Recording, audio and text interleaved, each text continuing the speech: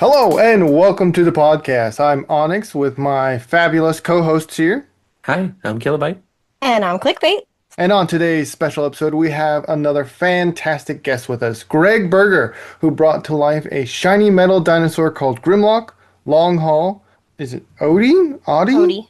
Odie. Odie. Several characters from Real Monsters, and so many more. Thank you so much for being here. Thank you for being here. Straight out of Cybertron. Me no bozo, me king. Grimlock, I didn't know you were here. Grimlock in the house. Grimlock is here. He So crashed exciting. the party.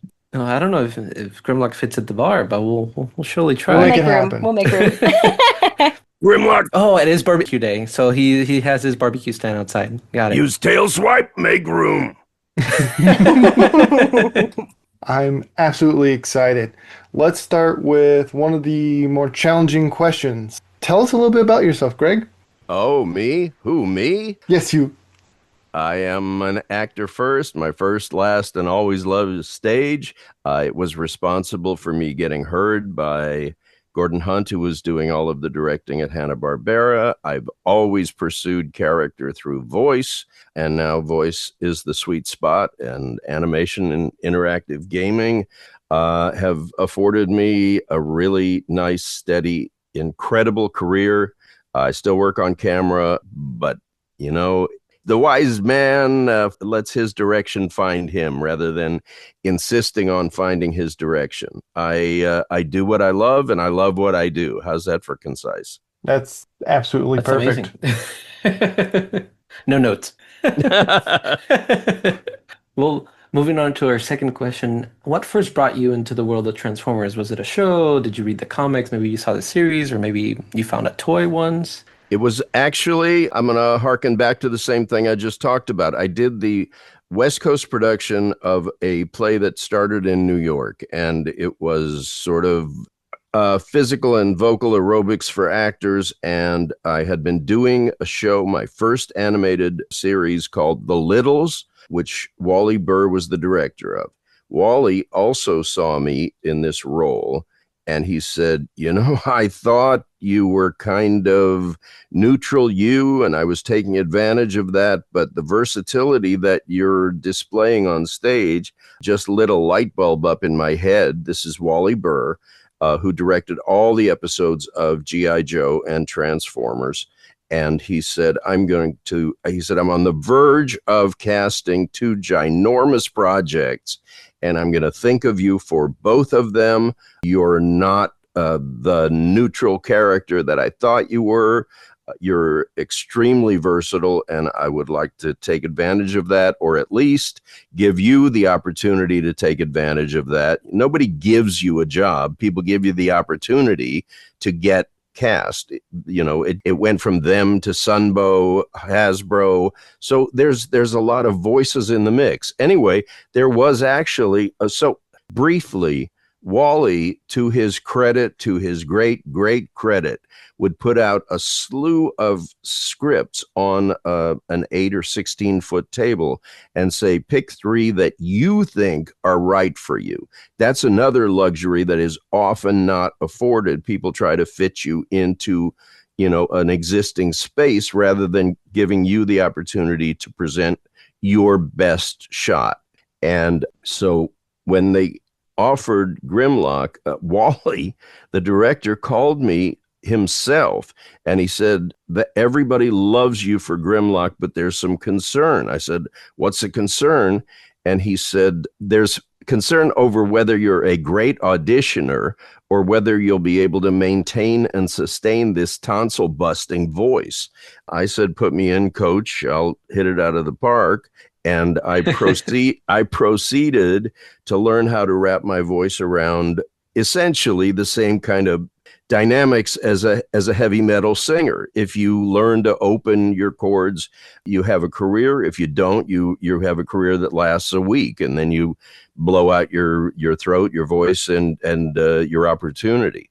Anyway, I think because of Grimlock, who's been very good to me and who I've been very good to, I became a stronger voice actor just because I learned how to need new strategy, how to kick butt, how to go up against Optimus, Wow. and I love that. go up against the Decepticons. Of course, of course. Me fight for good guys, and me love Cubs war stories. Why boy hit my nose? I love it. It's an amazing story. So you've told us a little bit about the process that you went through when learning you were playing Grimlock and kind of how you found his voice and how you brought that to life. How does the way that you found Grimlock's voice compare to some of the other larger characters you voiced, such as like Skyfire and Long-Haul from Transformers as well? Yeah, well, it was easier to stay in the cast of Transformers and G.I. Joe that I was doing at the same time, where I play Spirit, Cutter, Ripcord, and Firefly. So the deal is, you sort of, in my case, and when I coach, I say the same thing, which is it's a collaboration between the writers, the artists, and the voice. So at the time you arrive at the microphone, they know what it looks like. They know all of the detail of it, but they don't really know what it sounds like till somebody walks in and surprises them. So I'm really faithful to honoring the art and the breakdown of the character. Whatever the writer wants to give me, I am thirsty for and hungry for. Whatever clues the artist gives me, which in Grimlock's case was a hinged jaw. And the first thing in the breakdown, I believe, said big muscles, small brain. So I thought, we have the ability when we're creating to raise our IQ, lower our IQ. So Grimlock functions at a pretty simple level. Everything makes sense to him. It's We love him for that. I can still make Peter Cullen laugh by saying the reason Optimus is a better leader is because Grimlock's strategy is ready, fire, aim. That definitely So tracks. accurate. Which gets it done, but not necessarily in a measured manner. Yes. Right. Of course. Oh my gosh. I love that. So that's pretty much where I come from. Because I work in the on-camera community, I'm no stranger to breakdowns and information that a writer wants to convey to you before you step into the booth. I also think the goal in the booth when you first step up to the microphone is to make sure that you're rehearsed but not over-rehearsed. You want to surprise yourself at the same time you're surprising them. You want to be spontaneous, and you don't want it to be so rehearsed that it comes out by rote. That never rings true. So you want to get prepared and then just get loose. Just allow it to happen, and you stir all those things I was talking about. The artwork, which has a million clues, the breakdown from the writer, which is the writer trying to communicate to you his vision. And then when you're in the booth, the goal is to just let it happen. And, it's like making a bouillabaisse. You put all those ingredients in, stir it around, and see how it tastes. Yeah. Now it's a cooking show. Now, welcome to It's Cooking with perfect, 'cause Swerve's Bar, Grimlock has an featuring apron. Grimlock. Cooking with Grimlock. Me mix ingredients. Good job, Grimlock. You're doing great. This is the perfect idea. It's we need to make a cookbook of Grimlock's recipes. Oh, That'd be so funny. There's Oh my God. there's already an apron that comes with some models, and Grimlock is no stranger to the kitchen. At least the way they keep inventing and reinventing him. Yeah, I love that. So you brought Grimlock to life back in the 80s, and then you've played him kind of consistently throughout that time frame up till now, when you got to return as Grimlock for the Transformers 40th anniversary special. How was that experience? Well, you have to understand that some of the people I hadn't seen for a very long time, but most of the people, and this is again a tribute to Wally Burr, so many of us have had careers, not just a job, not just a recurring job, not just a series with multiple renewals and new information, new character direction, but also he was so good at judging character and actors' abilities that so many of us see each other still regularly on other things because careers were launched out of G.I. Joe and Transformers. As the shows went on, they less rewarded versatility. I mean, I'm also Skyfire, who became Jetfire, and Long-Haul, who says, remove, remove, remove. I didn't join his outfit to be no dump truck. Of course, I bought a Devastator, and that's pretty cool. I love that. Oh my gosh. But Wally would reward versatility. So if you were in the cast, he would think of you first for new roles as they came up. And that's true of all of us. And because of the versatility aspect, there were many, many, many careers launched from those two shows. And because of that, you know, I've known these people for my whole life. And there were some golden years where we were probably in the studio more than we were at home with our families. So lots of friendships and deep friendships formed. Add to that when we first started the show, they were 8-hour sessions, and there was a lot of pauses while they rewrote stuff or had meetings with Hasbro or Sunbow. So we were in the green room or in the parking lot or wherever we were a lot. If Scatman Carruthers brought his ukulele, nobody wanted to go back to work. but we all had similar senses of humor, similar senses of stupid, but also similar ability to bring that galactic urgency to the show. That is why generation after generation, people keep stumbling onto it. And once they do, they want to go for the whole ride. I maintain it's because, you know, the G1 Transformers series was story driven and character driven. And absolutely, the characters were clearly delineated. You knew one from another. It wasn't just robots running around. Mm-hmm. It was there were things at stake there, and there was a force that worked together, whether it was Autobots or Decepticons. But you know, there were ranks, and everybody sort of fell into that alternate reality, and we made something happen. And it was incredible writers who happened to be assembled, and of course there was toy tie-in and all of that, so that was a factor. In fact, if I remember correctly, every commercial on G.I. Joe was for Transformers. Every commercial on Transformers was for G.I. Joe. Yeah, the crossover was very early in the stage. Yeah. Right. Anticipating crossovers that are still happening as we record today.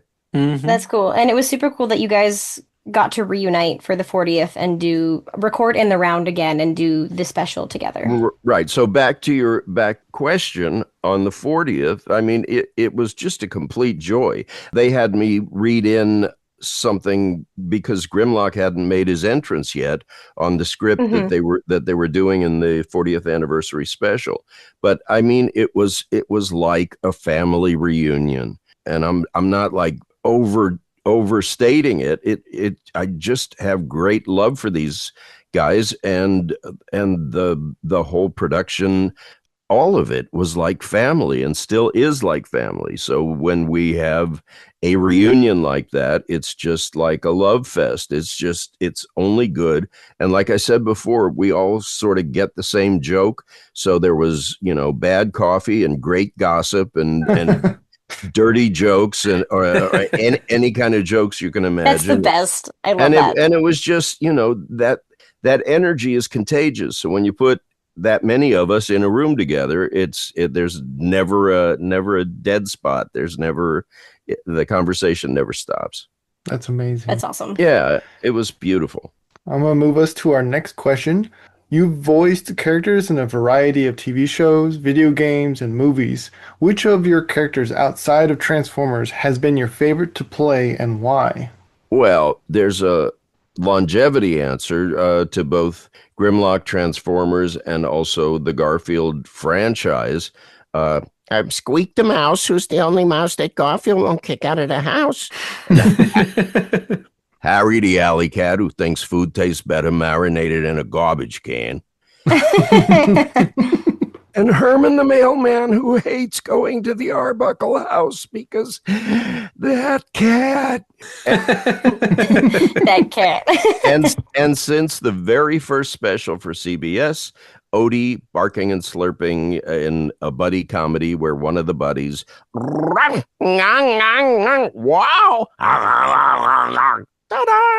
barks and slurps and emotes, and they write a half a page of things that happen. But it's like Abbott and Costello, but one of the two barks and slurps and gets kicked off of tables.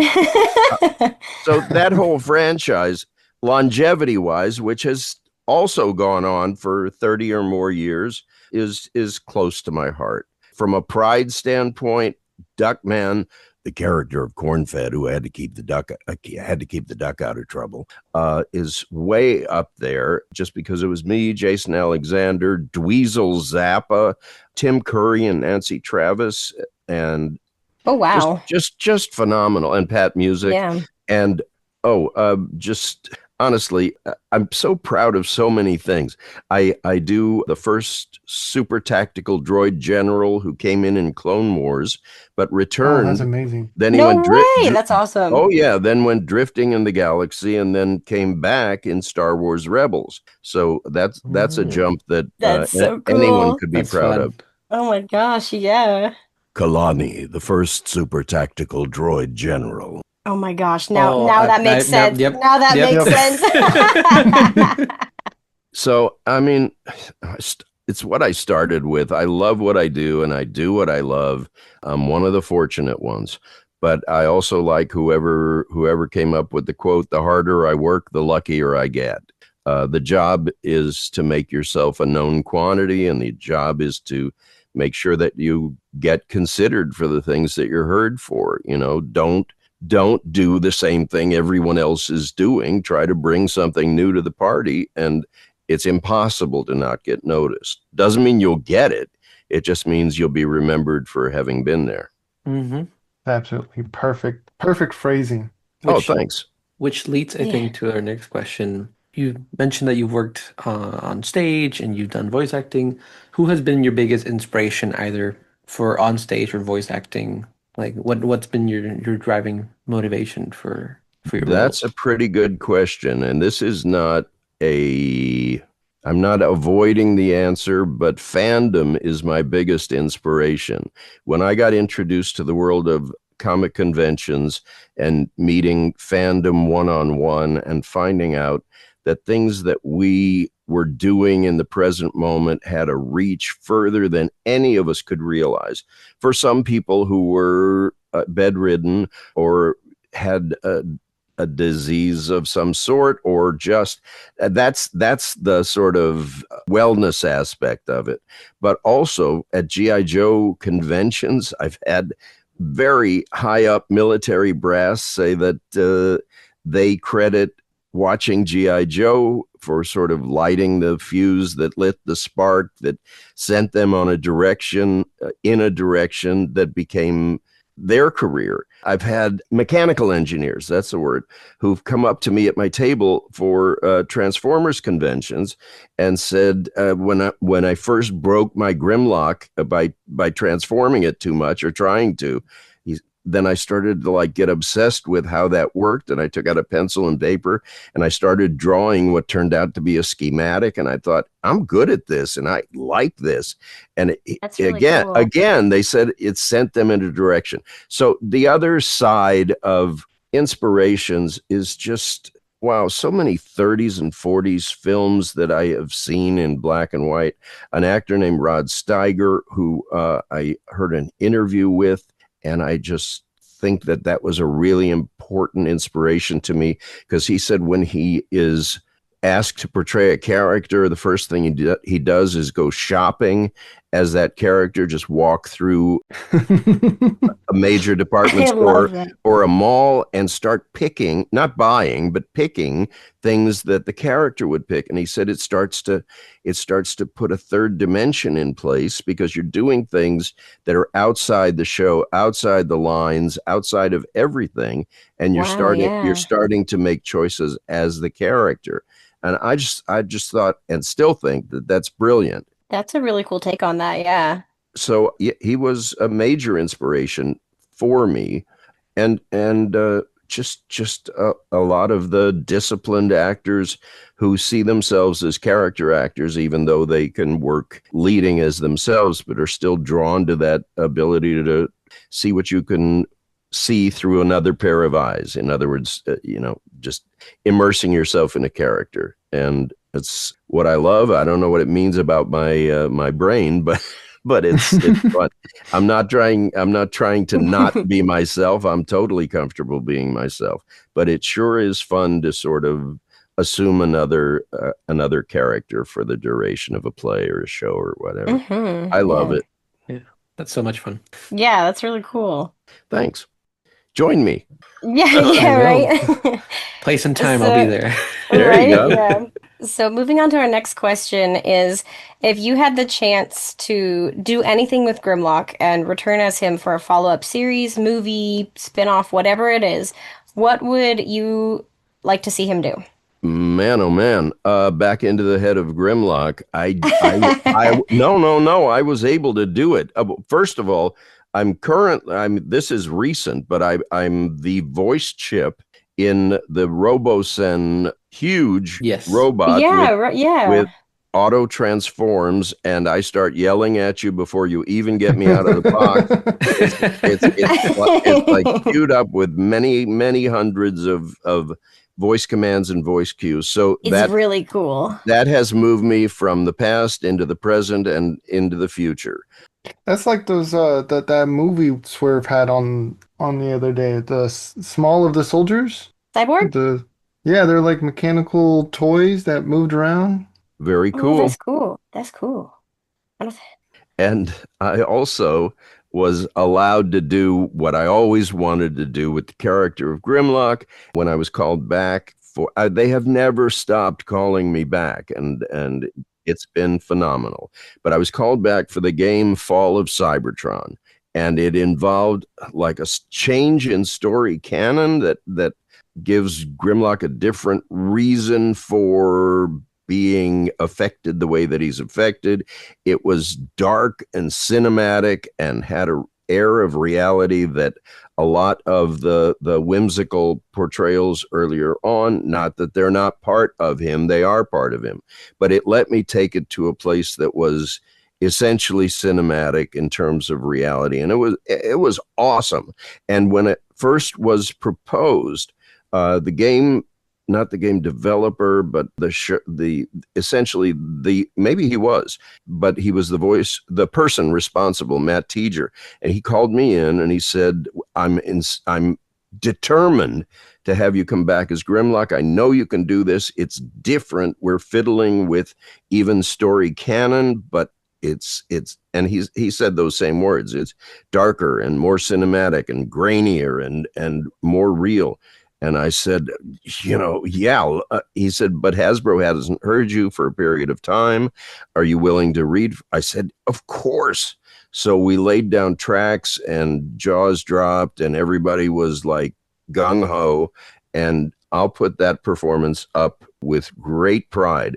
So I've already done that thing awesome. That I wanted to do, which took it in a very different direction and was fierce and just extremely cool. It's a great game, and I'm really proud of my contribution. Absolutely fantastic game. They're really fun. Yeah, I love them.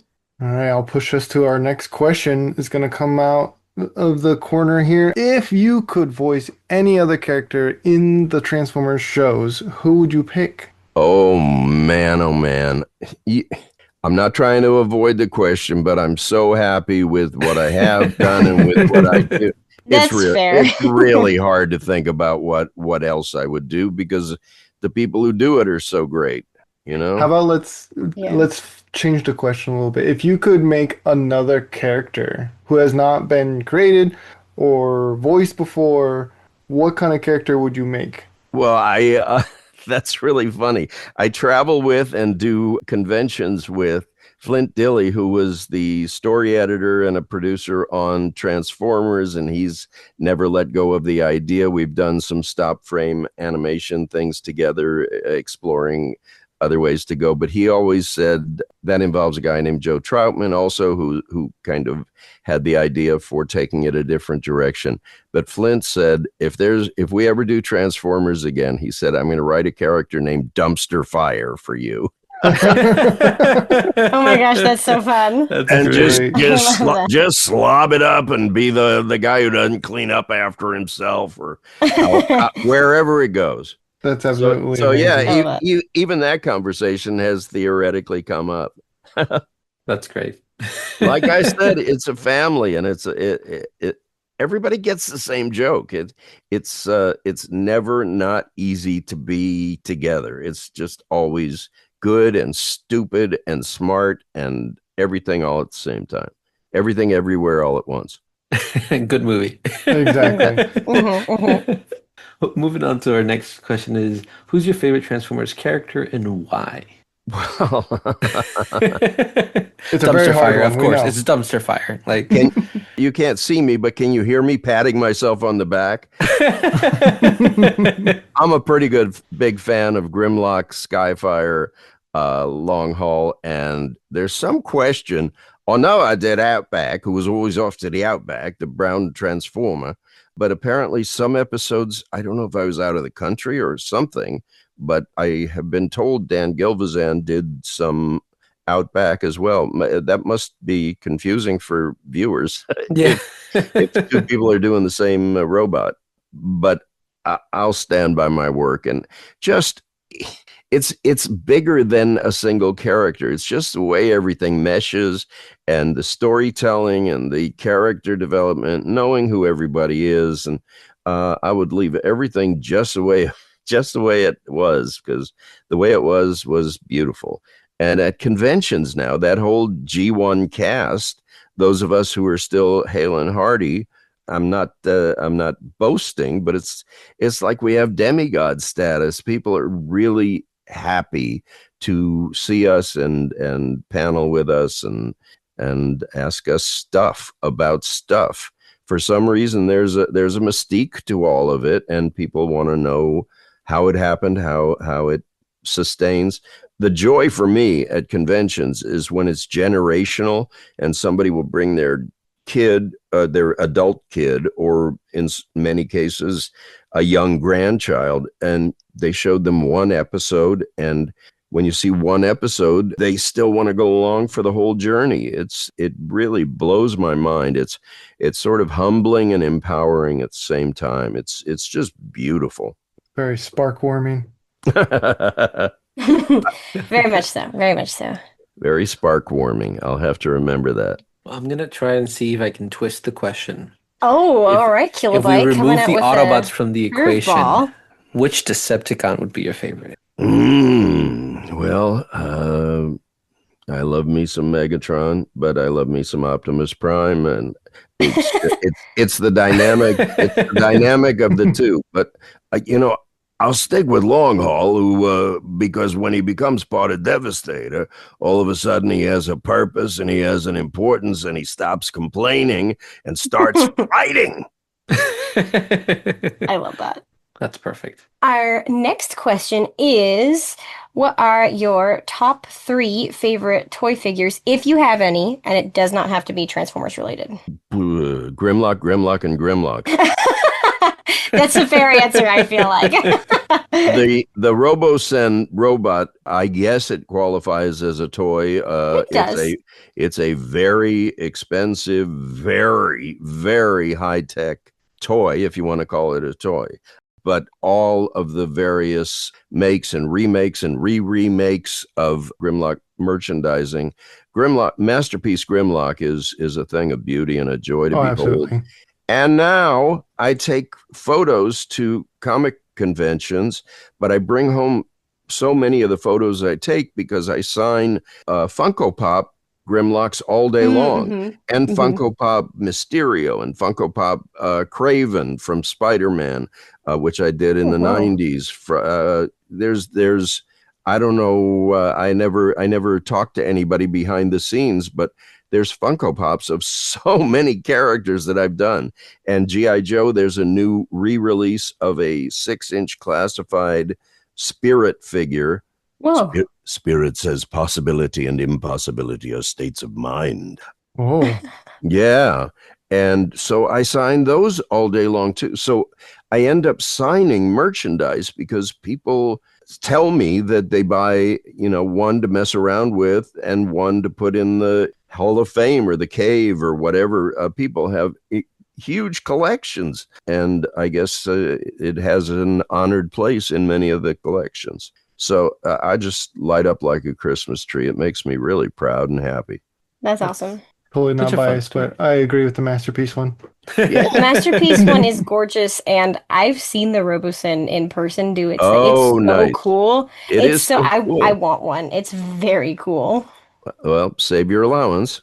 Yeah, exactly. It's gonna take a lot of. Swerve, I how don't know what much? the. Swerve doesn't give us much. Yeah, I don't know Yeah. what the Shanix to dollar conversion rate is, but we're gonna have to look into that. Yeah. I'll have to sell some processors on the side. Maybe that'll help. This is a related thing, but I can see when I'm online, an image of Grimlock will pop up, and while I'm sitting there, I'll see someone tag my name to it, and it just makes me very happy as far as Yeah.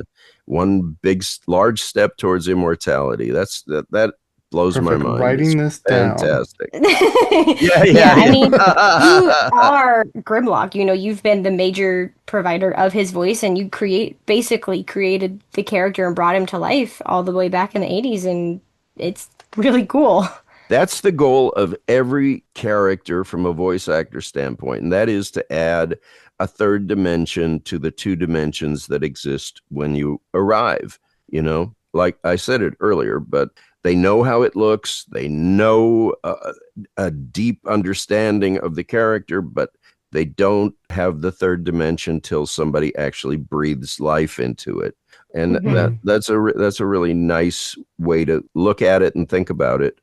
Anyway, that's voice coaching stuff, but I really think that that's the difference between just coming off as a voice and of sort of merging yourself to the reality of a character in three dimensions. I keep going back to three dimensions because two of them you're not there for when it's drawn and when it's laid out on paper in words. But you still get to take complete credit for the life that you breathe into it, and I'll never not feel that way.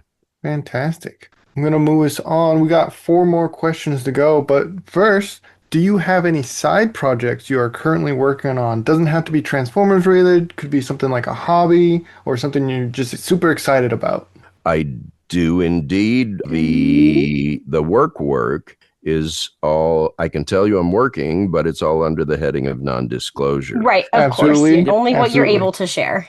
When you are put on an NDA or non-disclosure agreement, you aren't allowed to talk about the project. Right.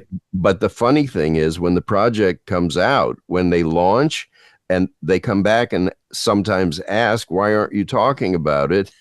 I say, I just spent a Oh year my and a half gosh. not talking about it. You're supposed to let me know when it's okay to talk about it. But Goodness. sometimes that step gets missed. At any rate, I love talking about things once they are launched. But until then, I can tell you I've got lots of upcoming comic convention appearances nationally and internationally. This Ooh. weekend, Ooh. this weekend I'm doing a GI Joe. Last weekend was San Diego Comic-Con, which is The big kahuna. the mother of them all. The mothership. It really is the mothership. It descends on San Diego, downtown San Diego, and they're immersed in it for the entire 4 days.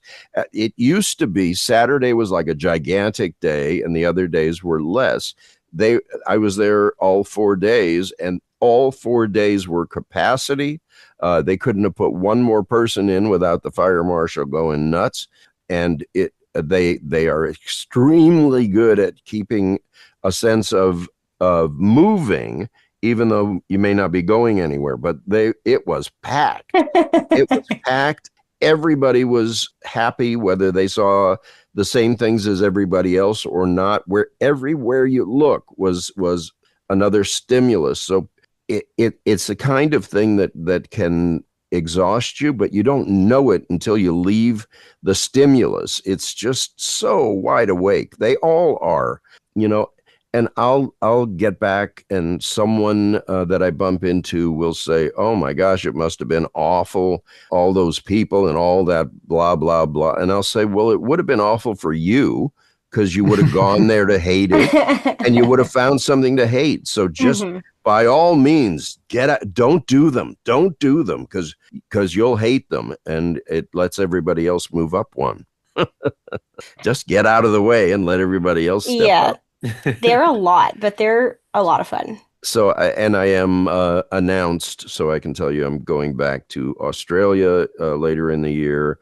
Wow. I've done Transformer conventions in the UK. You don't have a sense, I don't have a sense, or didn't, of how global this phenomenon is. The last time I had been invited to Australia, I guess Real Monsters had just gotten there. I'm the Grumble, their teacher. Ik is Cromo, Blina.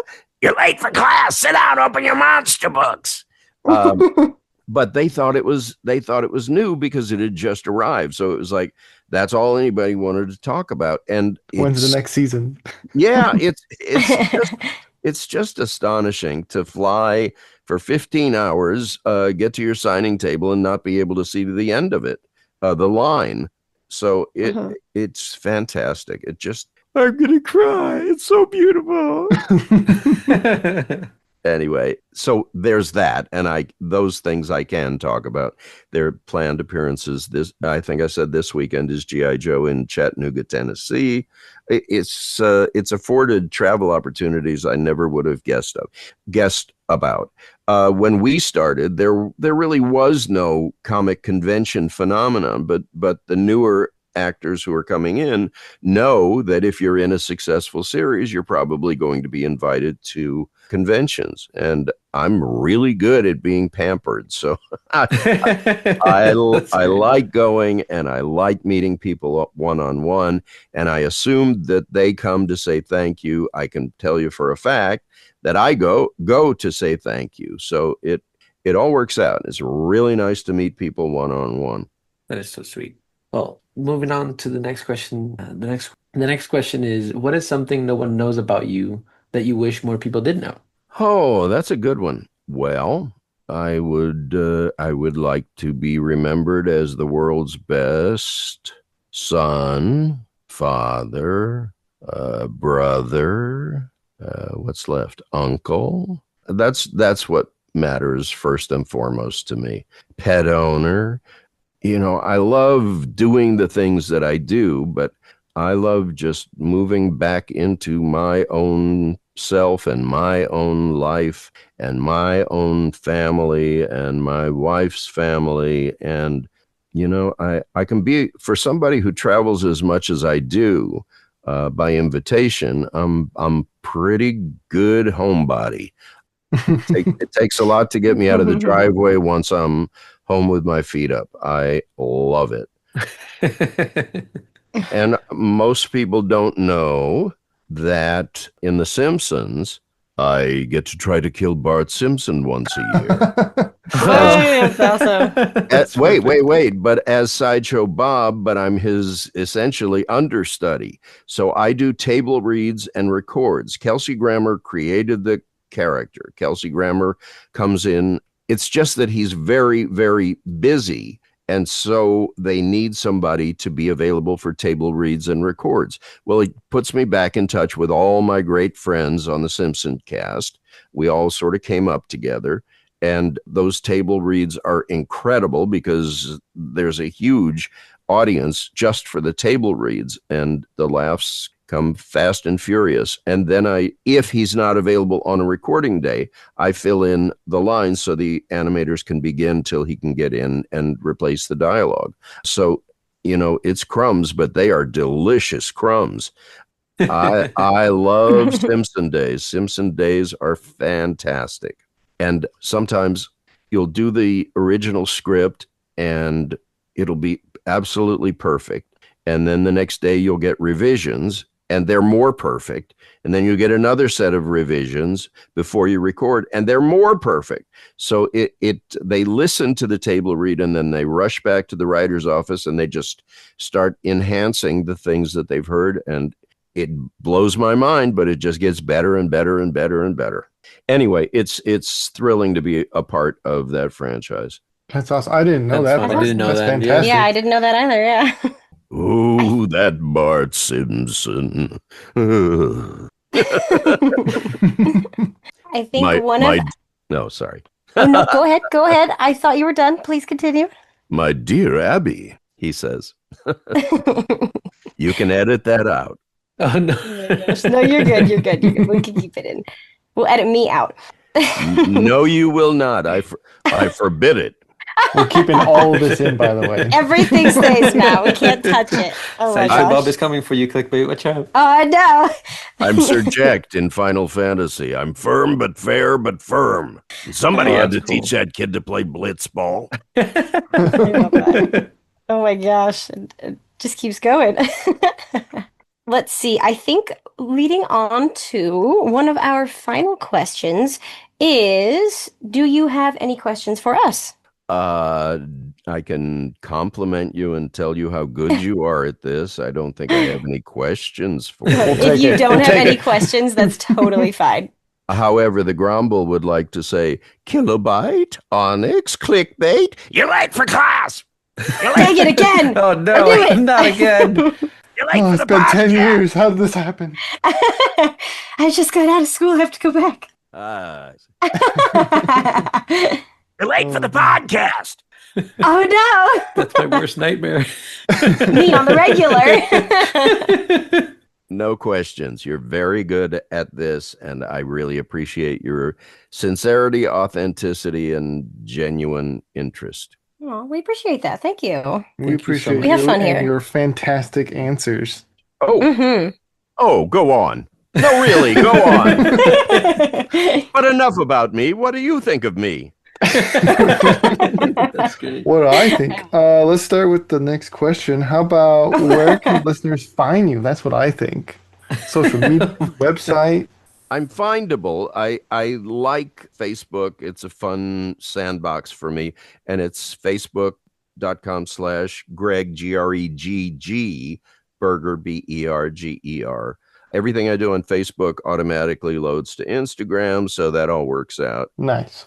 And Nice. there's a website, greggberger.net, where you can hear some audio clips and things. And I'm out there. I'm very much out there. I'm coming to a comic convention somewhere near you. Probably. Probably somewhere in the near future, maybe. Right. And our final question, which is very important, is, are there any words of wisdom or something special you would like to say to the audience? No, well, I think I just did that for. There was many. There was many. I There liked were them many, all. many tidbits, yes. to the best of my ability. But here's my words of wisdom: be a dream feeder, don't be a dream killer. If you are in pursuit of a dream, be prepared for rejection. But if you find yourself on the mat, it's the people who get back up, dust themselves off, and have at it again who are able to get things done.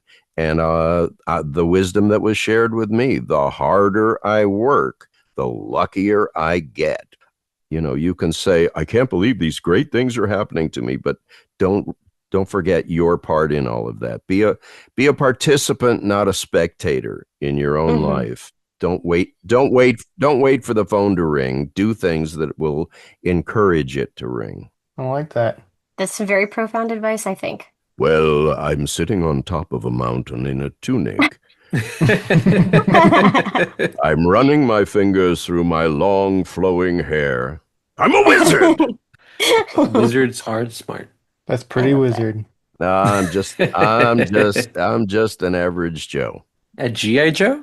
I'm just an average G.I. Joe, and Joeing is half the battle. Yes. Oh my gosh. Your friendly neighborhood dinosaur. There you go.